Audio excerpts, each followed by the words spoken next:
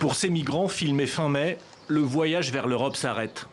Dans quelques heures, ils seront conduits dans des centres de détention libyens, où la violence règne.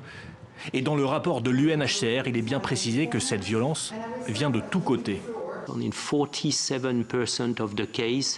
Dans 47% des cas, les victimes ont raconté que les violences étaient perpétrées par les autorités, alors que dans le passé, nous pensions que c'était surtout le fait des trafiquants et des passeurs. Oui, ils commettent des faits de violence, mais les premiers à perpétuer la violence sont les gens qui sont censés les protéger. Preuves et témoignages s'accumulent pour répertorier le sort des centaines de milliers de migrants africains. Ce lundi, 3 Soudanais, arrêtés en mer avec d'autres, puis ramenés en Libye, ont été tués d'une balle en pleine tête, en essayant de sortir d'un camp de détention comme celui-ci. La terre est peut-être plus meurtrière encore que la mer, selon le rapport.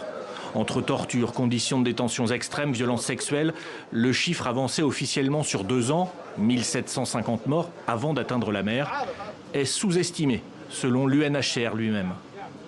Il y a beaucoup de familles qui recherchent leurs proches le long des routes et il n'y a pas de réponse à leur donner. Donc nous pensons que le nombre de gens qui meurent sur la terre est bien plus élevé que celui des morts en mer. Il serait aujourd'hui 650 000 migrants à avoir atteint la Libye en guerre et à tenter d'y survivre.